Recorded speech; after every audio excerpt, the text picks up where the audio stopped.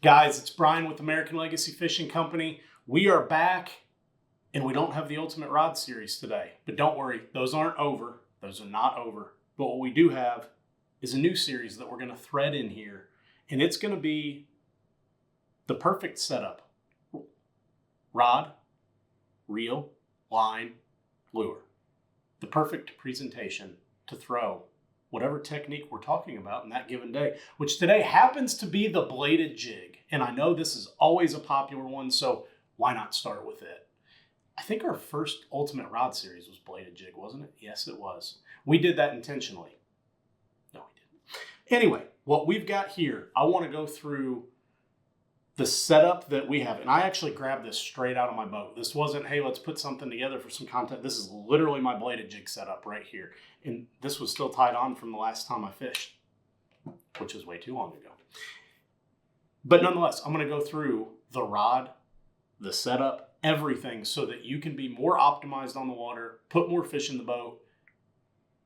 Let's all face it, we don't get enough time on the water. So I want to cut down the learning curve for everybody so that you're not frustrated by losing fish and not having the right bait, line, whatever it is. We're just going to try to give a little Cliff Notes version. And Rob the camera bot guy calls me a certified yapper. So we're going to try to keep this short, but it ain't going to happen. So starting off, I'm going to go with the reel first, since we've talked a lot about rods over the course of our channel here. So the reel I have on here is a reel that I have been salivating over and touting its praises for over a year, and it's the Shimano SLX XT. And this is the one with the external braking system, super convenient and handy to adjust. It's $129, and for the love of God, you can't beat it for $129. I mean, this thing is incredible. I've beat the table about it, and people have responded, and we've sold a ton of them, but it's just amazing. I don't understand how this is $129. Nonetheless, this is the reel. I touted how great they are, so I own it. This is what I actually am fishing with. So I had to man up and do it, and I've had zero regrets and zero disappointment. Excellent choice. I'm throwing it on the HG model, which is the 7.2 to 1 gear ratio. I like whatever reel you use. I like a 7.2 to 1 gear ratio or something in the sevens. The point part of it very seldom matters. You're talking about almost no difference in actual inches per turn of the handle retrieve. So whatever the 7 to 1 gear ratio is in the brand or style of reel you're using, I think that gives you the best overall option for success here. And the logic behind that is if you're throwing an 8 to 1, you're cooking pretty good. It's probably just a little bit too fast, especially if you have the problem I do, which is I have a tendency to fish too fast. So that only intensifies that issue. A 6 to 1 gear ratio, totally sufficient, definitely a viable choice. The only thing is I just, sometimes you pop it free, you're trying to pick the line up, and it just doesn't have quite as quick a pickup, or one comes up behind it, eats it, comes straight at you. You're trying to catch up to them. You don't get a good hook into it, and you lose them. So that's why I think the 7, it blends the best of both worlds. That's what I prefer to throw. Obviously, there are situations where you might want it on a 6 or might want it on an 8, but day in and day out, a daily driver, if you will, a 7 to 1 gear ratio reel, that's what we're after. Now, rod-wise, what I have here is the Shimano Poison Adrena 7'2" medium heavy glass. And yes, I have a $120 reel on a $400 rod. That is correct. This rod is, if I had to pick one rod that's my absolute favorite right now, it's probably this one.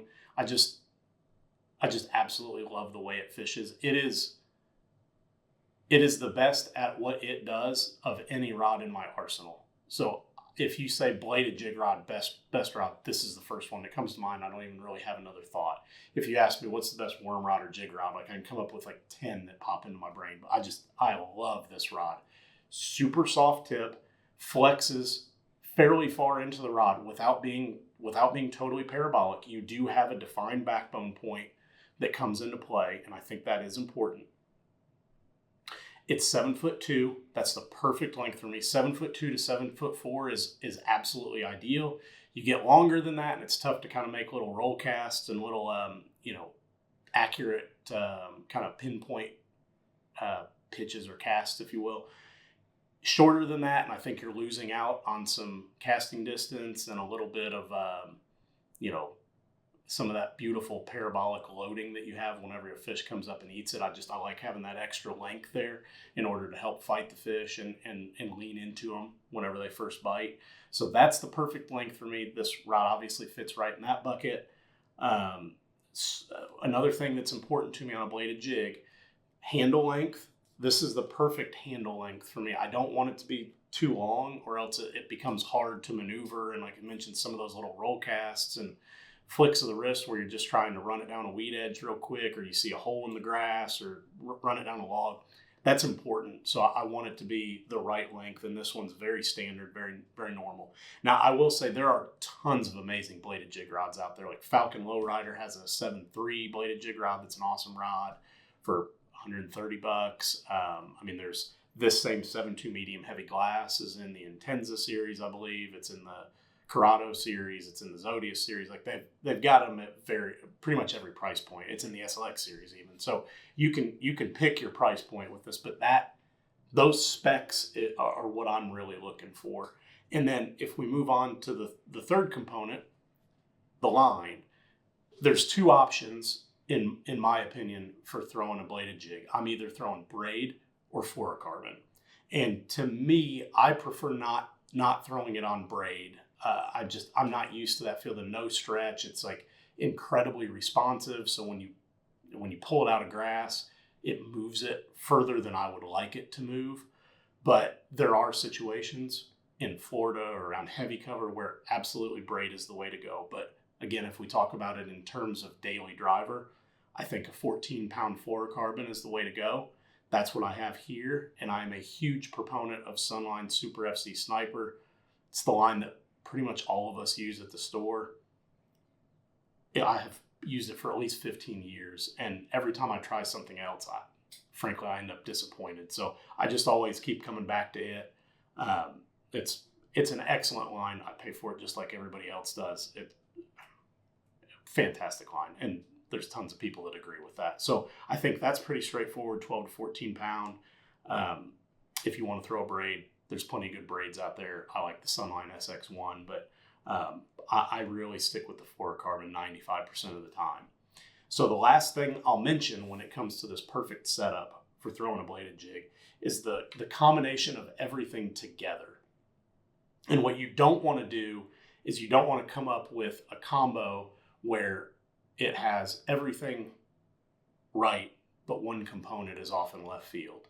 And what I mean by that is if you want to throw braid and you want to throw a bladed jig with a super thick gauge hook on there, you're going to lose a bunch of fish. And the reason is with no stretch in the braid and a thick gauge hook, you're going to blow a hole in that fish's mouth more times than you want to.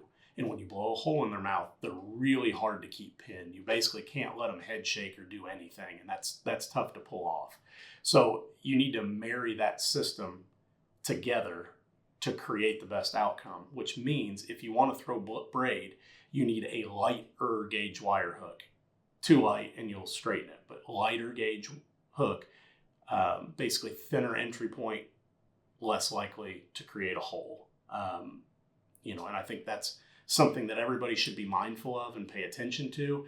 It's not a huge deal with a bladed jig. It's a bigger deal with a flipping rod, say, but we need to be mindful of that and just make sure that we're not double dipping on the either stiff rod, braid with no stretch, and then a thick gauge hook. That's kind of a recipe for disaster. So just make sure everything kind of makes sense together. If you want to follow this exact setup, this is a pretty generic day-to-day setup, meaning that you can throw whatever gauge hook you want on this and it's going to work out fine. But just know if you deviate from this combination, if you will, like I said, throwing braid on here, you need to watch the gauge of your hook. Or if you don't want to throw a glass rod and you want to throw just a straight up 7-foot medium heavy fast, just know that if you throw too heavy of a gauge hook, it's going to affect things. So just want to be mindful of that. Want you to get as many of those fish in the boat as possible.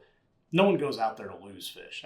That's not what anybody's going for. So if we hook them, let's put those son of a guns in the boat. Guys, we appreciate you watching. All this stuff's available at AmericanLegacyFishing.com. Subscribe to this channel. We'll keep kicking out some what I think is fun and entertaining content. You may disagree, and if you do, tell me in the comments. I have thick skin. It's all right. We'll see you next time.